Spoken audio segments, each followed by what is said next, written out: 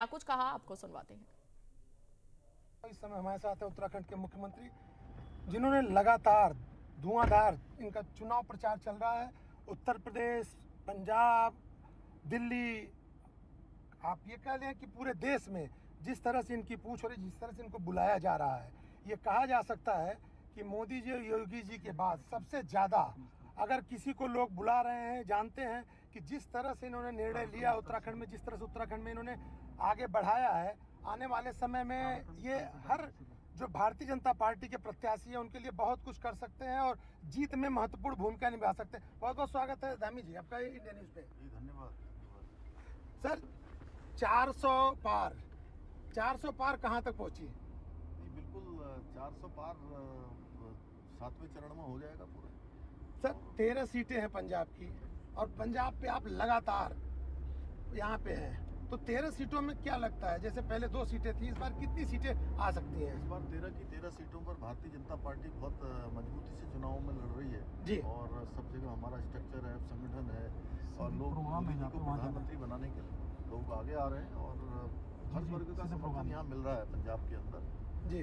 और यहाँ की 13 सीटों पर भारतीय जनता पार्टी इस बार बहुत अच्छा कर रही है। स्टार प्रचारक के रूप में पूरा देश भारतीय जनता पार्टी के जितने प्रत्याशी चाहते हैं कि धामी जी उनके यहाँ हैं, तो क्या ये माना जाए कि जो निर्णय यूसीसी जैसा निर्णय आपने लिया है वह एक इसका कारण बन रहा है? क्योंकि देवभूमि है और देवभूमि में सभी लोगों का आना जाना होता है। जी जी। और यूसीसी अब हमारी पार्टी का संकल्प देश के सामने प्रस्तुत हो गया है। जी जी।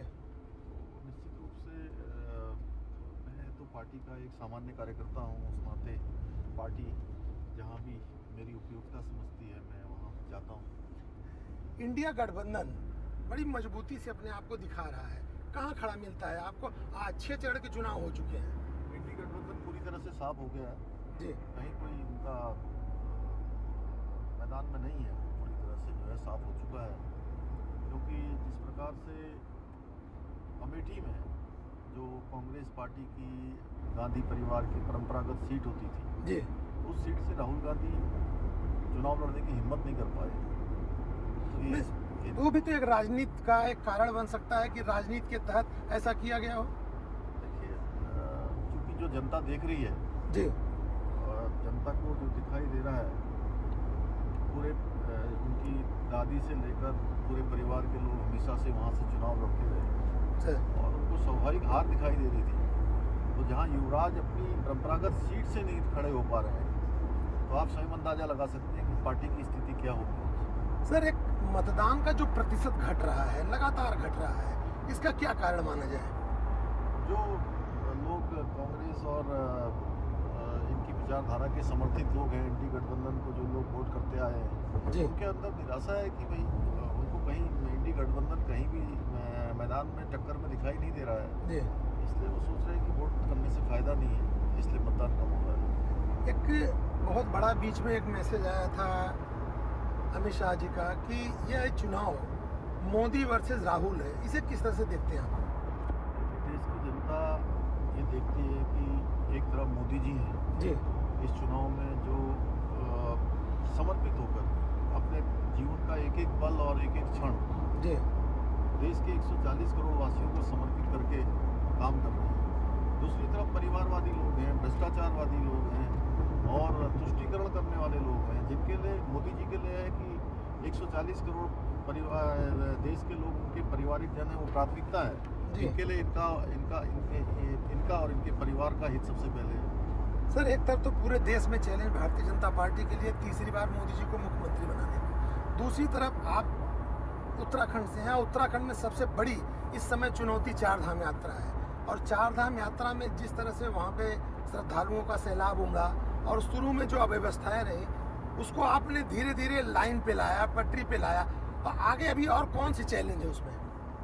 देखिए, चूँकि शुरुआत के दिनों में पिछले सालों की तुलना में जो दुगनी भीड़, दुगने लोग आ गए, दुगने तीर्थयात्री श्रद्धालु वहाँ पहुँचे हैं, लेकिन अब यात्रा पूरी तरह से व्यवस्थित हो गई है और अभी तक 10 लाख से ज़्यादा तीर्थयात्रियों ने वहाँ चारों धामों के दर्शन कर लिए हैं। साथ साथ देखिए, हमारे लिए एक बड़ी प्राथमिकता है कि 4 धाम आने वाले सभी यात्रियों की सुरक्षा।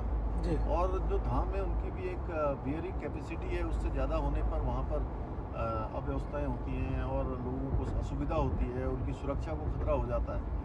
इसलिए हमने ऑफलाइन रजिस्ट्रेशन अभी बंद कर दिया है जी। और 31 मई तक पूरी तरह से बंद रहेगा। यात्रा सुव्यवस्थित है, पूरी तरह से सारी व्यवस्थाएं पटरी पर है, अच्छे से लोगों के दर्शन हो रहे हैं। हेमकुंड साहब के भी कपाट खुल गए हैं, वहाँ भी यात्रा शुरू हो गई है। श्रद्धालुओं का ये सैलाब उमड़ रहा है और विशेषकर केदारनाथ में, तो कहा जाता है कि जिस तरह से केदारनाथ को मोदी जी ने एक अलग रूप दिया है, वो अभी एक कारण है, और उस कारण को सही मूर्त रूप देना क्या आप जैसे मुख्यमंत्री का, जो कि बड़े नज़दीक से श्रद्धा को और देवभूमि को देखते हैं, उनके लिए एक चैलेंज है? देखिए, आदरणीय प्रधानमंत्री मोदी जी ने जिस प्रकार से केदारनाथ के पुनर्निर्माण का विशेष ध्यान किया, उनका एक मैं कहूँ कि विजन भी है, उनका एक ड्रीम है कि नया केदार बने, भव्य केदार बने, दिव्य केदार बने। उस दिशा में केदारनाथ का निर्माण कार्य तेजी से चल रहा है और हम लोगों के लिए भी ये एक प्रेरणा है कि आदरणीय प्रधानमंत्री जी के जो लक्ष्य उन्होंने रखा है, जो विजन रखा है, उसको धरातल पर उतारने के लिए काम करें। और मैं अपना सौभाग्य समझता हूँ कि जहाँ प्रधानमंत्री जी हमारे महादेव के भक्त हैं, शिव भक्त हैं जी, और भगवान ने उनको मौका दिया, उनके साथ साथ हम लोग उनकी प्रेरणा से उसको आगे बढ़ा रहे हैं। एक बड़ा निर्णय आपने लिया कि वहाँ पे 500 मीटर के दायरे में किसी मंदिर में न तो वीडियो बनाए जाएंगे न रील बनाए जाएंगे। आपके यहाँ लागू हुआ, आपके यहाँ लागू होने के बाद बहुत से धर्मस्थल ऐसे हैं जो इसको कानून का मूर्त रूप दे रहे हैं, तो ये जो भावना आपके अंदर आई, कहाँ से आई? आस्था पर चोट नहीं होनी चाहिए, वो हमारा आस्था श्रद्धा का केंद्र है और कठिन यात्रा भी है। लोग वहाँ आस्था श्रद्धा से बाबा का आशीर्वाद लेने आते हैं, धामों का आशीर्वाद लेने आते हैं, तो उस आस्था श्रद्धा बनी रहनी चाहिए। अगर उसमें कोई थोड़ा बहुत हमको त्याग करना है तो स्वतः ही त्याग करना चाहिए, इसलिए व्यवस्था बनाने के लिए सब किया है।